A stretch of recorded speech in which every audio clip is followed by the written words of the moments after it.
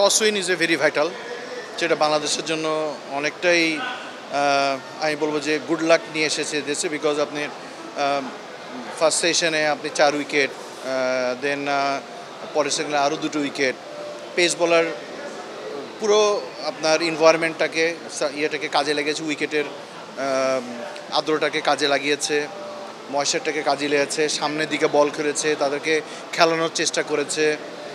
Partnership অর্থটা বড় করতে পারে নাই। যতক্ষণ পর্যন্ত শাইন ছিল ততক্ষণ পর্যন্ত পেস বলাররা আসলে পেস বলিংয়ের মতন বলিং করেছে, যেটা কনসিস্টেন্সি লাস্ট 3-4 বছর ধরে হয়ে আসছে। সো পেস বলাররা লিডিং ফ্রম দি ফ্রন্ট। যদিও পরের দিকে আশ্বিন এবং জাদেজা, কারণ আমাদের বুঝতে হবে যে তারা লোকাল ক্রিকেটার, এই উইকেটের সাথে তারা খুবই অ্যাকাস্টম। আমাদের যেরকম অনেক সময় মিরপুরে বা চিটাগংয়ে বা সিলেটে যেরকম আমরা অ্যাডজাস্ট করতে পারি, তারা নিজেদের মাটিতে খেলা হয়েছে। দে আর রিয়েলি ড্রেসিং রুম থেকেই মনে হয়েছে যে তারা, যেটা আপনি বলছিলেন যে সেট হয়ে এসছে। আর সবথেকে বড় কথা হলো যে তারা আউটপ্লেড ক্রিকেট খেলেছে। সো এই জিনিসটাকে বাংলাদেশটাকে একটু ব্যাকফুটে দিয়েছে। স্পিনাররা আসলে বেসিক্যালি আমাদের সাকিবকে আমার কাছে মনে হচ্ছে যে আরও হয়তো কিছু বল করার সুযোগ, ওভার করার কিছু সুযোগ দেওয়া উচিত ছিল। তারপরে আমি মনে করবো যে ক্যাপ্টেন্সি বলেন বা বলিং হ্যান্ডলিংয়ে বলেন, ইট ওয়াজ ফাইন। ক্রিকেটে, টেস্ট ক্রিকেটে এরকম হয়, আপনি একবার ঝড় আসবে, তারপর একটা বড় পার্টনারশিপ হবে, বাট পার্টনারশিপটা অনেক বেশি বড় হয়ে গেছে। তারা রান রেটটাকে যদি আপনি চিন্তা করে থাকেন, তাহলে আলটিমেটলি ওভারে 4-5-এর উপরে তারা নিয়েছে অনেক সময় ওভারে। তো এই জিনিসগুলি বাংলাদেশকে লাস্টের দিক থেকে আমি বলবো যে পরের সেশনে অনেকটাই ব্যাকফুটে দিয়েছে। মনে রাখতে হবে যে তারা যদি একটা 400 রান বা 500 রানের একটা যদি টার্গেট দিয়ে দেয়, আমাদেরকে আবার ব্যাটিং করতে হবে।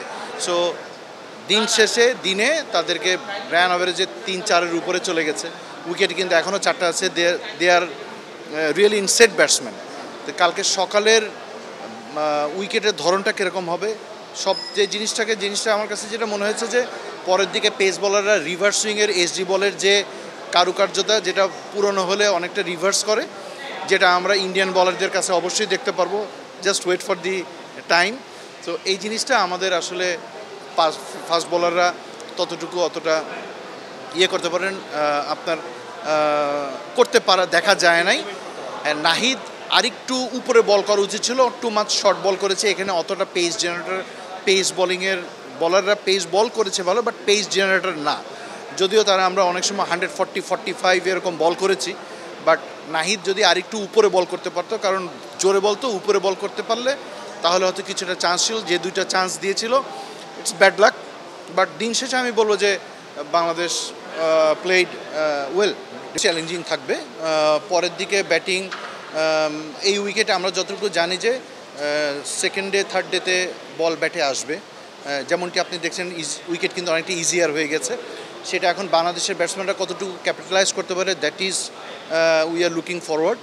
আর একটা জিনিস হলো যে শেষের দিকে ডেফিনেটলি আমরা সবসময় জানি যে যেখানে বল টার্ন এবং বাউন্স করবে, যেটা আমাদের জন্য একটা বড় চ্যালেঞ্জ। সবথেকে বড় ব্যাপার হলো আমাদের এই মুহূর্তে ফার্স্ট ডেতে, সেকেন্ড ডেতে কী হবে সেটা নিয়ে চিন্তা করা। কত রানে তাদেরকে আমাদের অল আউট করতে পারবো, সেটা সবথেকে বড় চ্যালেঞ্জ। এবং ওই রানটাকে কত দিন পর্যন্ত আমরা নিতে পারি। আমাদের ওইখানে রান চেজ না করে আমাদের সময়টাকে ক্ষেপণ করতে হবে যতটুকু আমাদের পারা যায়।